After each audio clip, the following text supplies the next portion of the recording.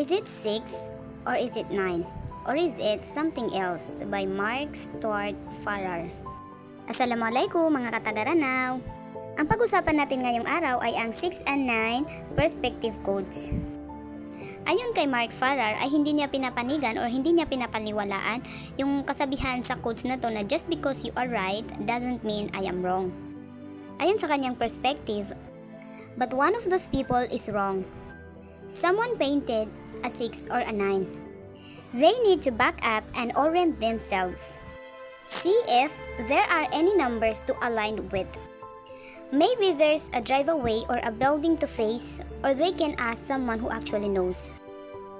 People having an uninformed opinion about something they don't understand and proclaiming their opinion as being equally valid as facts is what is running the world. No one wants to do any research, they just want to be right.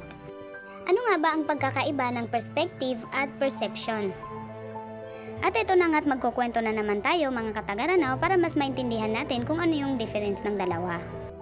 Itong ikukwento ko sa inyo ay narinig ko lang din sa kwento ng isang kapatid natin na ulama.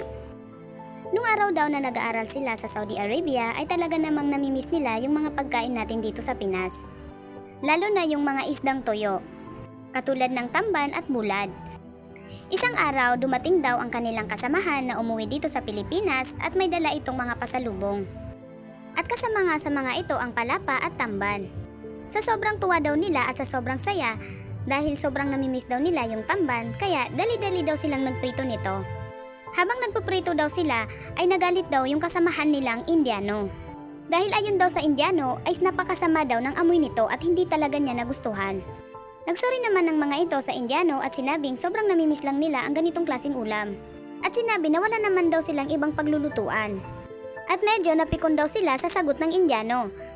Dahil sinabi daw ng Indiano na alam nyo ba sa buong buhay ko ngayon lang ako nakaamoy ng ganyang kabahong ulam at paano nyo nakakayanang kainin yan. At ngayon sasabihin nyo pa na isa sa pinakagusto nyong ulam. At hindi daw nakatiis ang isa sa kanila at sinabing kayo nga nagtitiis na kami sa amoy nyong sobrang baho.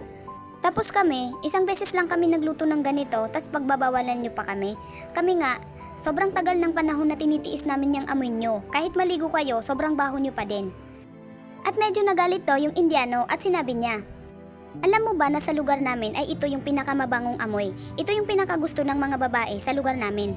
At kapag hindi ganito yung amoy mo, hindi ka tunay na lalaki. At ngayon, nagtataka naman yung mga kapatid nating Pilipino na sinasabi nila, ano, yung amoy nyo na napakabaho, yan yung pinakamabango sa inyong lugar?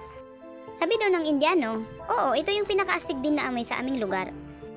Kaya naman natawa na lang daw sila at sa huli nagkaintindihan.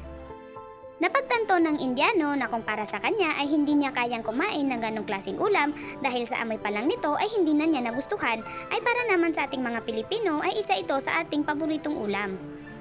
At nalaman din ng ating mga kapatid na Pilipino na kung para sa atin ang amoy ng mga Indiano ay hindi natin nagugustuhan, ay para pala sa kanila ay ito yung isa sa mabangong amoy.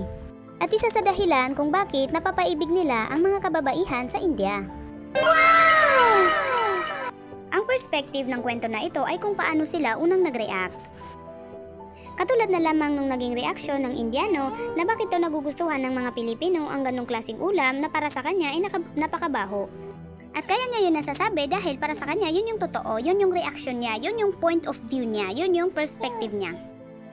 Ang perception naman ay kung paano naintindihan ng Indiano na kahit ganun yung amoy ng tuyo ay nagugustuhan ito ng mga Pilipino dahil masarap ito sa ating mga panlasa. Ang moral lesson naman sa kwento na ito ay kung paano mo papakinggan yung panig ng bawat isa. Pinakakailangan pa din ang komunikasyon para magkaintindihan. Sa bawat pangyayari o bagay na hindi pinagkakaintindihan ay ang pinakaimportante ay ang komunikasyon. Kung paano mo pinapaniwalaan ang para sa'yo at kung paano mo papaniwalaan o intindihin ang para sa kanya. Katulad na lamang nung pinag-usapan natin ngayong araw ng 6 and 9 perspective quotes. Pero sa katanon doon mga normal lamran na wamya ka-encounter sa dataran na militig tanay, iswaswa ka sa gina na mga Indiano ipagpaiguan yung akatudu, mawatan pa rin na kasra-srata rin sa muwiran, masasawa nga kaya mga papasangi ka preri ka mo.